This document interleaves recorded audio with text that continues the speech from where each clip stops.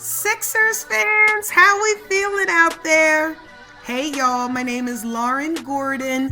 Some of you may already know me on social media as Lauren Fan of the Year. Others may have just stumbled upon this podcast, but either way, I want to first thank all of you for tuning in to episode 12 of my very first podcast. I'm just a Sixers fan, the Lauren Fan of the Year story. Now let's continue the story. Actually, y'all, I have to rewind the story. Yes, I have to rewind the story because I forgot to mention a couple events that happened earlier in 2016 prior to me attending the Allen Iverson Hall of Fame induction weekend that I talked about in episode 11. So the induction was, when was that? September of 2016. So what I have to do is go back a little bit. I told y'all, I have so many notes and memories that the most difficult part is keeping everything in chronological order. And I even debated on whether or not it was worth it to even rewind to add these couple of segments. But you know what? It's part of my story. And it's not like I'm getting graded on this podcast for perfection. So let me rewind just a little bit because y'all, I want to recall a few memories from earlier in 2016. We're going to go back to February of 2016. And there was a season ticket holder event. And if memory serves me correctly, I believe that event was at the Constitution Center. Again, another great event. I tell y'all, over the years, the Society 76 reps, they really put in a lot of thought and effort and work behind the scenes and during these private events to really create spectacular moments for us fans. There's details on the food, the drinks, the music, the photo ops, the entertainment. And I love the part where, I'm mingling with the other season ticket holders, the sales and service reps, Franklin the dog, the mascot, he's there. The Sixers dancers, the flight crew, and they're all part of the Sixers entertainment team. And I love going to these events because I would also see my favorite rep, Alex, and she would, find us in the crowd and she would always come check in on us and make sure that we're good. And in addition to like the socializing and everything that I just, mentioned, what's great about the season ticket holder events is actually meeting a lot of the players up close. And I remember at that particular event in early 2016, I was able to take a photo with TJ McConnell, Isaiah Cannon, Cannonball, and you'll never guess who else. Y'all, Larry and I took a photo with Jerry Colangelo. I'll get to them Colangelos later, especially that Brian.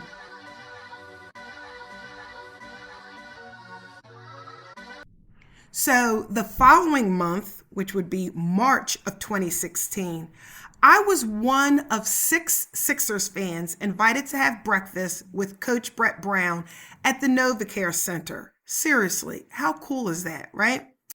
I had actually met Brett Brown when Larry and I first became season ticket holders. And we were given a tour of the players' locker room and, we had the opportunity to meet him. However, this was different. This would be a much cozier encounter. And I felt fortunate to be one of the select few to have this incredible fan experience. It was at the NovaCare Center on City Line Avenue. And remember, this was before they had the new practice facility over in Camden. And I remember going to the breakfast before work. I was wearing a cute little blue skirt with a matching blue blazer. I had a Sixers t-shirt underneath the blazer because, I just had to rep the team, and I had on a pair of nude heels, and I was trying to blend being sporty, casual, professional, all in one look. And I thought I pulled it off. Well, anyway, I remember being escorted to a nice room that overlooked the Sixers practice court, and there was a food buffet on one side of the room. Of course, that caught my eye. I scanned the room and I noticed the Sixers blue carpet.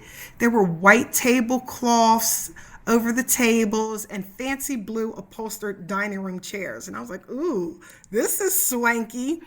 And then there were gift bags at each place setting. And y'all, I love Sixers gift bags, especially when they're filled with Sixers goodies, because it was just more stuff for me to add to my collection. And I remember I was the only female out of the 6 fans that were there. And I remember when Coach Brett Brown entered the room and he had a seat at the table and he shared his vision as head coach. And it was a nice breakfast and I enjoyed the conversation. And as a fan, I appreciated Brett Brown listening to us and answering our questions. And I remember him talking about the importance of player development, building a strong foundation, drafting talent, gathering assets, and the vision down the road was the final piece would be attracting that star player. And, at that time, I brought into it because I trusted the process. So that year, we actually ended the 2015-2016 regular season with that horrendous 10-72 record. And that's when we got the number 1 draft pick and we selected Ben Simmons. And then fast forward to the Iverson Hall of Fame induction and boom, now we're caught up to the story. So I ended episode 11 with talking about my fan experience on that incredible Iverson Hall of Fame weekend.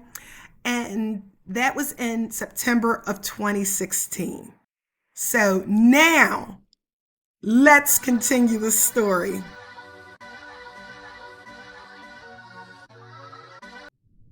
Okay, we are now at the start of the 2016-2017 season. We had just drafted Ben Simmons. We had brought over Dario Saric. Remember, we had him tucked away over there in Croatia. And we still had Nerlens Noel, Jahlil Okafor, and Joel Embiid. And we also had fan favorite TJ McConnell.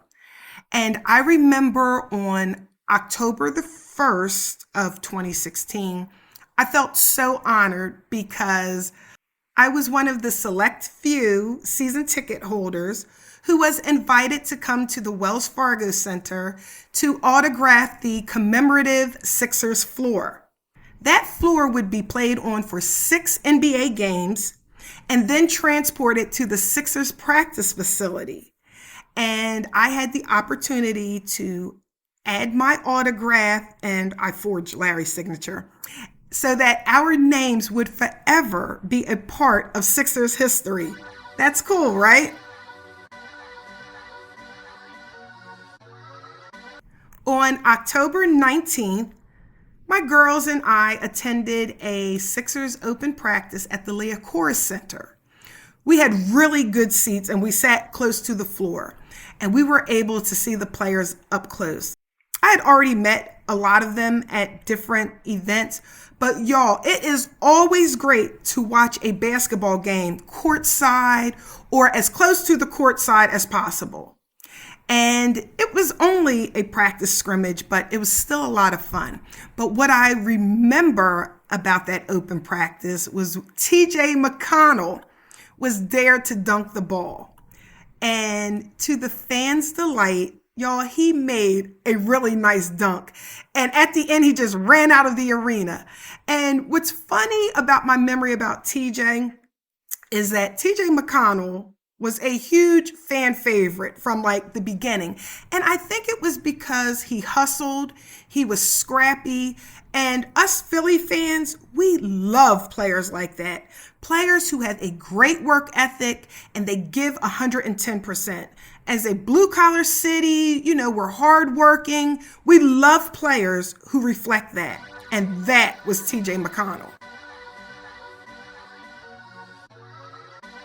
The official regular season opened a week later on October the 26th. And I was at the game when I noticed R&B singer Sevyn Streeter visibly upset at the visitor players tunnel. Remember, I told y'all our seats was like right there at that tunnel. So at the time, I didn't really know what was going on, but later learned that she was supposed to sing the national anthem, but was pulled for wearing a jersey with the words "We Matter" on it. Y'all remember this? So this was around the time of the whole Colin Kaepernick peaceful kneeling protest during the anthem, to bring attention to police brutality and the disproportionate arrests and murders against Black and brown people. That somehow became divisive, it became political, and it became somehow as an attack against the United States flag and the United States of America. So they pulled her from singing the national anthem just because she had the jersey with the words "We Matter" on it. And the anthem was sung actually by one of the Sixers dancers, Jamila, at the last minute. So, of course, after the negative public responses on social media, the power of social media, y'all, is crazy. And after listening to the players in the locker room, the Sixers would later invite Sevyn Streeter back to sing the national anthem, which she did during a home game against the Lakers.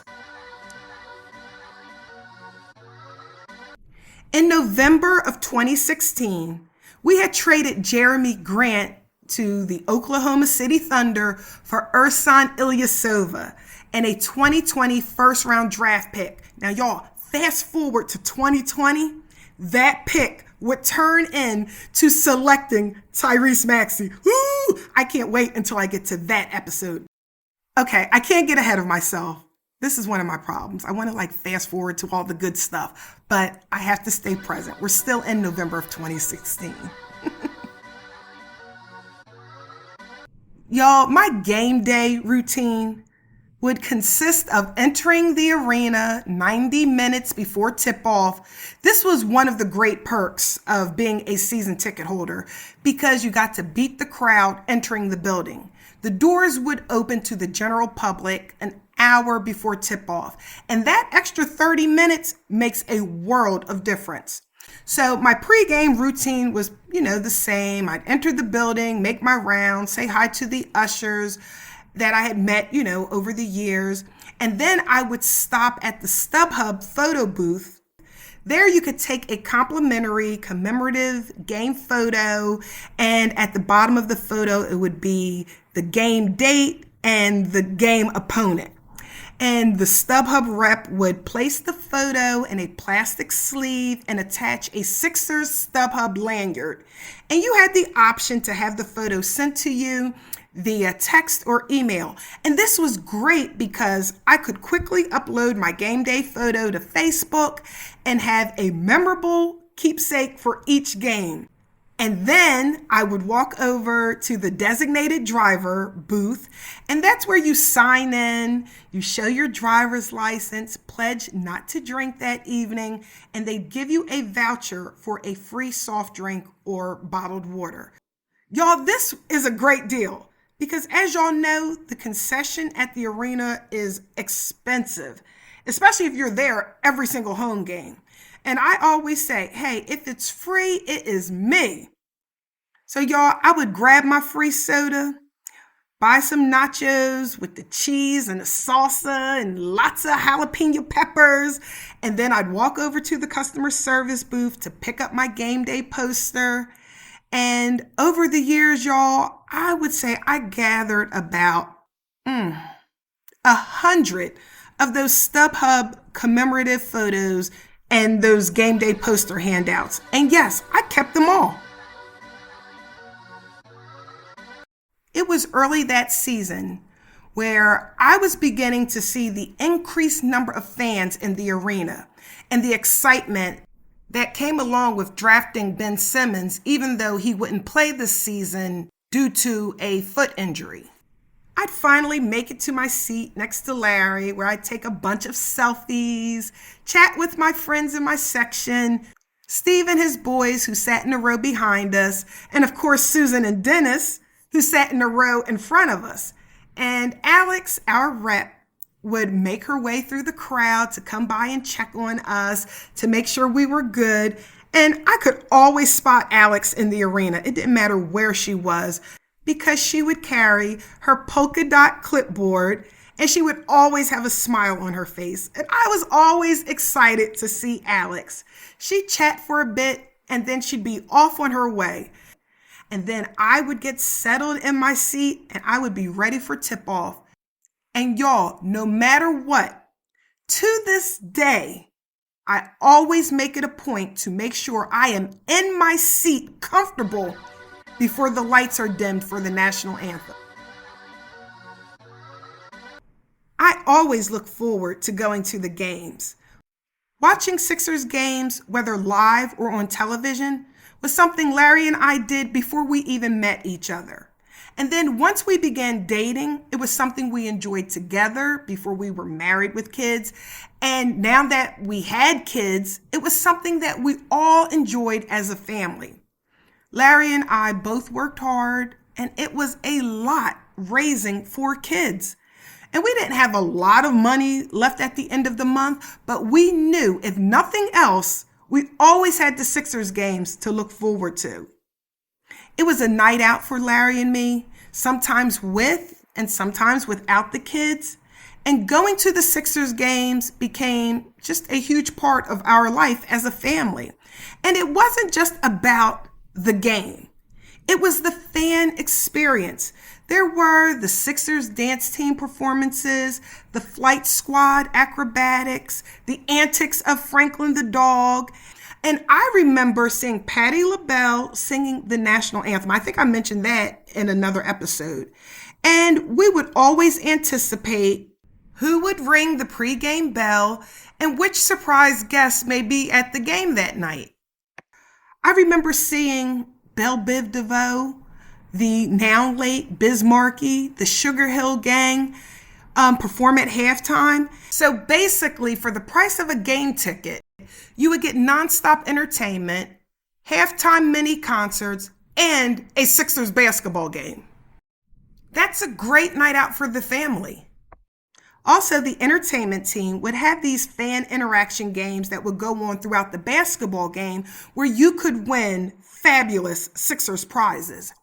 And I remember during this particular season, during a timeout, I was selected to participate in an adult-style musical chairs at center court. In front of all the fans and appearing on the Jumbotron, I would channel my inner child where I would strategically walk, pause, dance to the music in front of each chair, not fully giving up on the chair behind me without knowing I could clear the chair in front of me.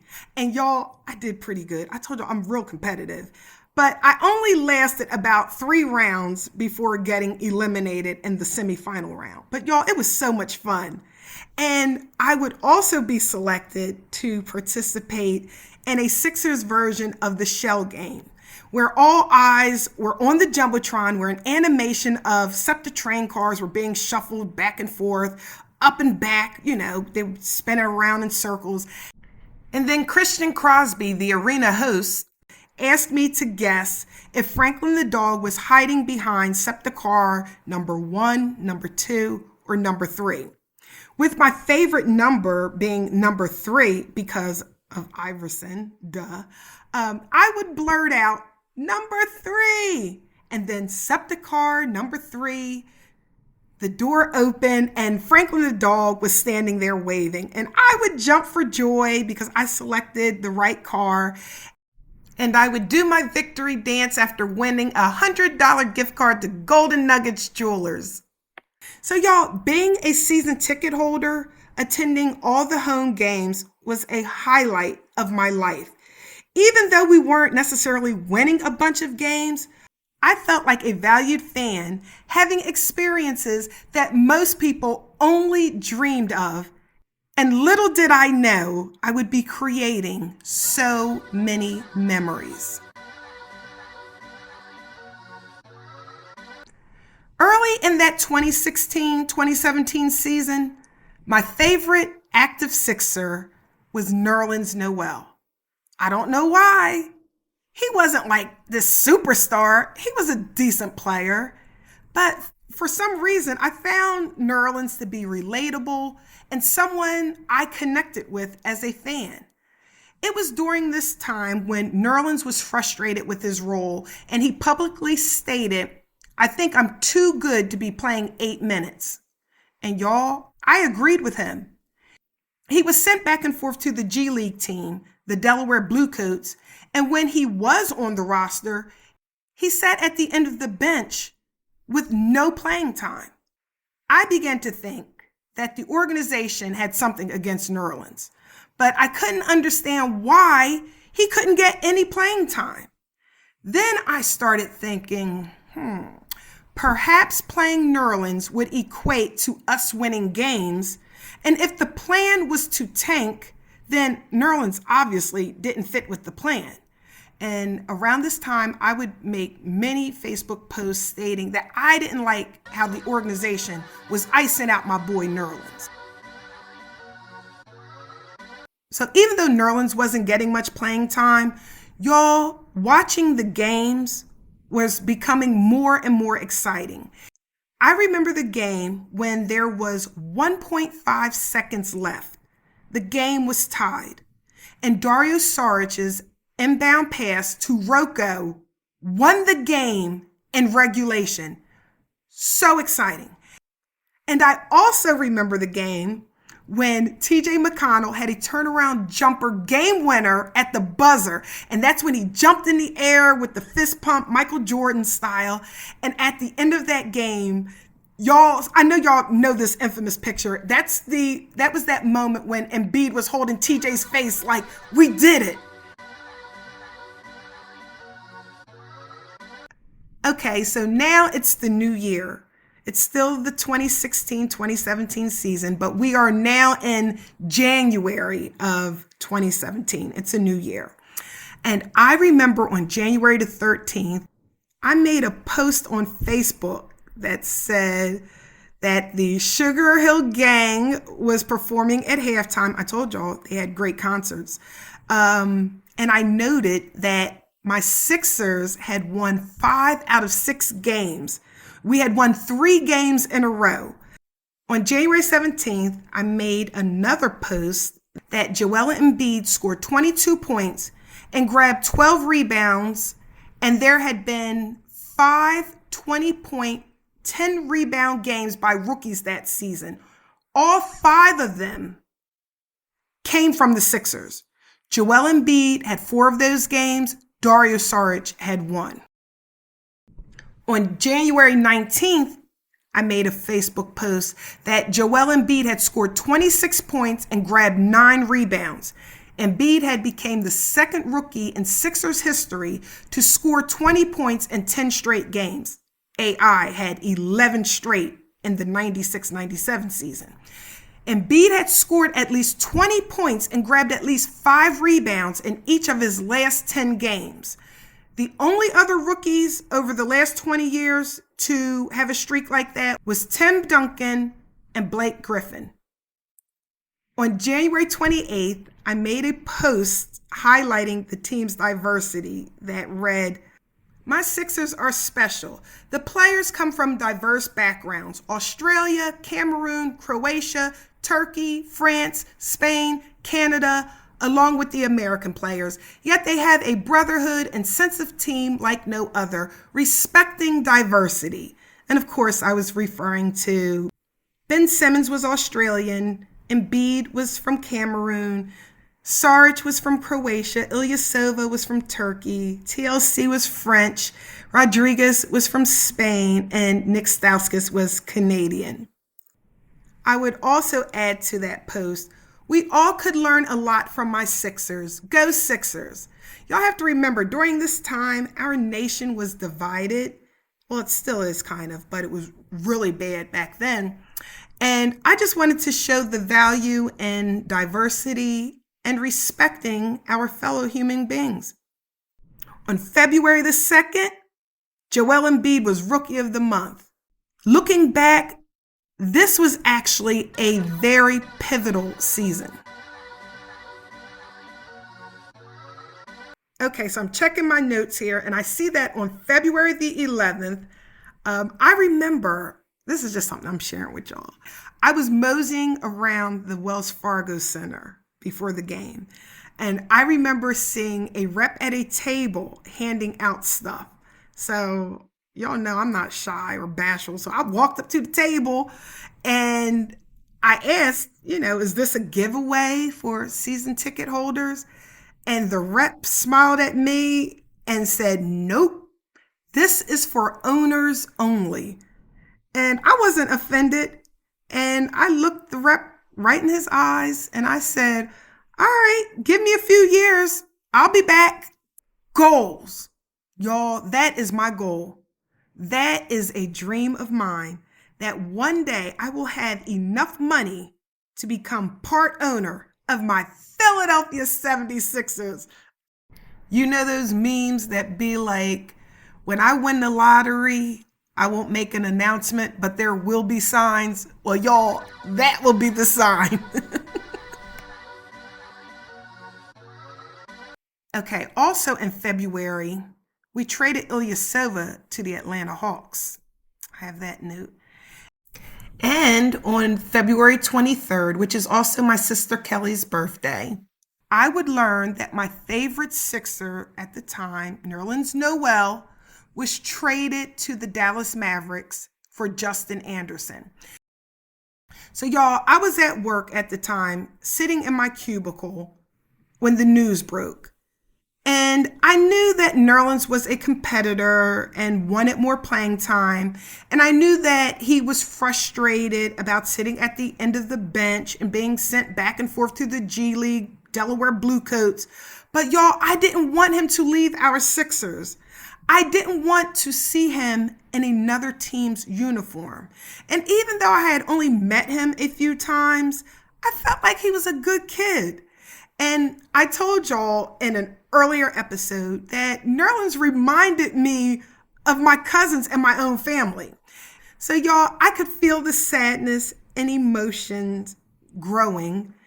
And y'all, at my desk, I began to cry, like sobbing.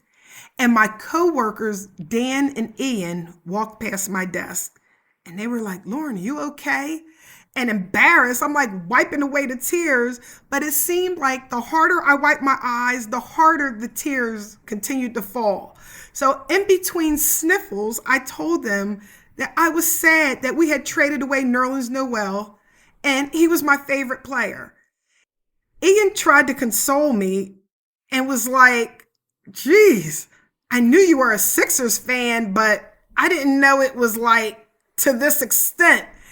And they were both like, oh my God, you should go home. So y'all, I'm like laughing now, but I remember I was like just trying to get my composure. And, I was feeling sad, but it was silly at the same time. So I went to the ladies' room, cleaned up my makeup. I got myself together and y'all, I just went back to work. But I was sad to know that Nerlens would no longer be wearing a Sixers uniform. In March, my girls and I would attend another season ticket holders event, this time at the Franklin Institute. We would run into and take photos with Robert Covington and of Bellinelli, Justin Anderson, TJ McConnell, Rashawn Holmes, and we were given an autograph ticket where we could choose to meet and get an autograph with either TJ McConnell, Nick Stauskas, or Jahlil Okafor. And I remember we chose Jahlil Okafor. And it would be my first time actually meeting Okafor up close. And again, I thought he was a nice young man and he was engaged with the fans. And I remember seeing there was an exclusive group who would be able to meet Ben Simmons for the first time. Now, y'all, I know I'm lucky and I get all these little privileges and things like that, but I was not included in that exclusive group to meet Ben Simmons, but I got close enough to snap a few photos of him. And I remember thinking, wow, that's Ben Simmons. We're going to win a championship. Joel Embiid would only play 31 games that season, but he did average 25.4 minutes per game. He also averaged 20.2 points, 7.8 rebounds, and 2.1 assists per game. The Rookie of the Year award would go to Malcolm Brogdon with the Milwaukee Bucks. We would finish the 2016-2017 regular season 28-54, another losing record. But the good news was we would get another number 1 draft pick. With all of this young talent on our current roster, adding another number 1 pick would only make this team better, right?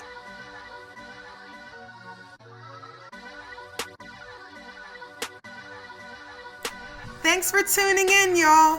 Be sure to like, comment, subscribe, and share. And be sure to tune in to episode 13 next weekend as we continue the story.